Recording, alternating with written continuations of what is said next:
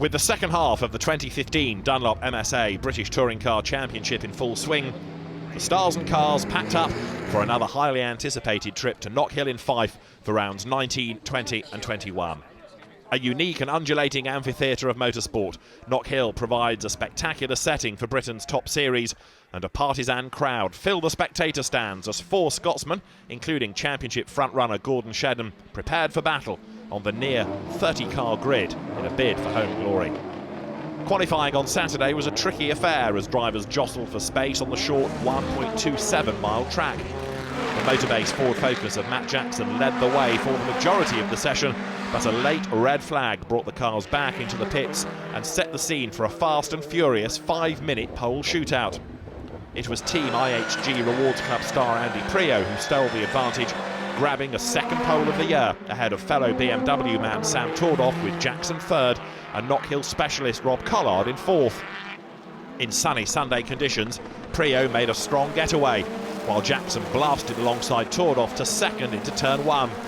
Within just a couple of corners, the Ford was all over the back of the BMW and got a brilliant run into the hairpin to grab the lead. At the other end of the grid, championship leader Jason Plato made an intentionally slow start from his worst ever Btcc grid slot to give himself room to set a fast lap for race 2. The plan paid off, and with no ballast, he'd start the next contest from inside the top 10. Behind the front pair, there was some serious scrapping between Collard and Tordoff for third, with the former going around the outside into turn 1 to secure the place. This put the number 7 car behind under immense pressure, and a bold move by local hero Shedden at Clark's took the Honda into fourth. A few places further back and there was more drama, as an attempted move by the MG of Jack Goff sent local young pretender Aidan Moffat into a spin, although the Scotsman's day was to take a number of twists and turns before the final checkered flag. As the race reached its closing stages, it was poleman Priaulx piling on the pressure, and it wasn't long before he was right on the tail of Jackson for the lead.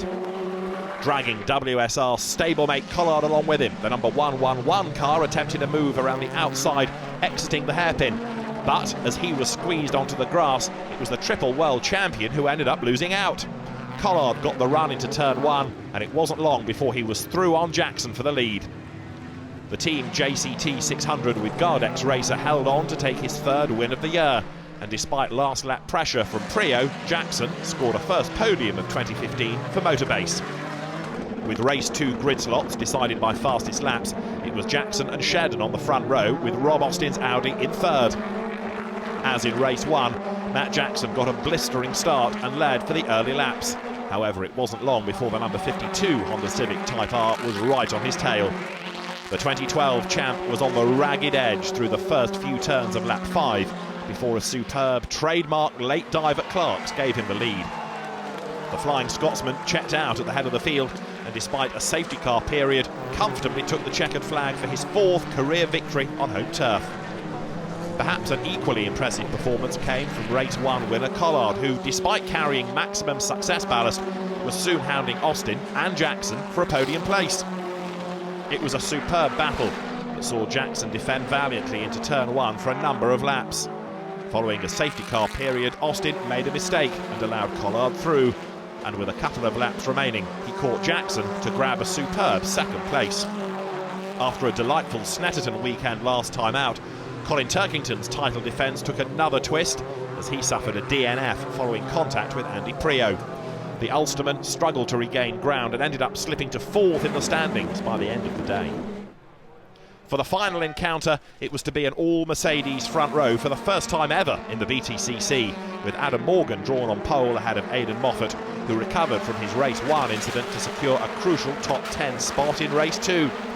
The duo made a strong start, and 2-time Btcc race winner Morgan streaked away to an impressive advantage in the early laps. As the leaders were charging, podium scorers and earlier winners were all thrown into the fierce midfield battle, with Shedden, Jackson and Collard fighting with the likes of former Knockhill race winner Dave Newsham for a spot inside the top 8. As is often the case with race 3 encounters, there was a number of feisty moves for position, particularly from the BMW of Andy Priaulx, who nudged his way past Austin and Plato before setting off in pursuit of teenager Aidan Moffat, who was running in third. Priaulx made a tough move without realising there were yellow flags that caused the Mercedes driver to ease off slightly, and after the race the positions were reversed, handing the delighted teenager his first ever Btcc podium. The exciting day's racing was to be concluded with perhaps the overtake of the race meeting, as Matt Neal's Honda began to home in on Adam Morgan's Mercedes in the final few laps. Despite driving well all race, the Wix Racing driver was to suffer some bad luck at just the wrong moment, collecting debris that cost him time and put Neal within striking distance. As the cars sped towards the hairpin for the penultimate time, Morgan looked to have enough of a gap, but a sensational dive from Neal sent him sliding up the inside and into the lead. He held on to take victory and move himself into third in the drivers' standings behind Shedden and Plato, who, despite having a quiet weekend, only lost a handful of points to his rivals. Having given the jubilant Knockhill crowd plenty to cheer about, Gordon Shedden spoke to Louise Goodman as the sun began to set on Knockhill. Well, Gordon, it's been a fantastic weekend for all the fans here, but a particularly good weekend for you as well, hasn't it? Yeah, it's been great, and it's been great on a lot of different levels. The results have been great. It's been great to get a win. It's been great for Matt to get a win as a team. For us to bounce back after what was a bit of a shocker at Snetterton was really important. But above and beyond that as well, I mean, the crowd have just been absolutely insane this weekend. The place is absolutely jumping. It's buzzing. It's like a festival atmosphere, and it's been amazing to be part of. But it's put you back in the championship hunt as we head on to Rockingham. A very different atmosphere, a very different circuit. Yeah, very different, but we had a test there maybe 3 weeks ago and the car was good round there. It's going to be tough in qualifying. I've got a lot of ballast again. Race 1's going to be difficult, but there's more than one way to skin a cat, so we've got to try and score the best we can over all 3 races. What kind of car do you think is most suited if you look up and down the pit lane? Which of the teams is it going to suit? I think there'll be a lot of people in it. I think all the usual suspects. I think that's the way touring cars is this year. The competition's coming thick and fast. You can't single out anybody, but we can't affect or change what anybody else does. All we can do is the best job ourselves, and I'm sure this little Civic Type R is going to be firmly in the mix.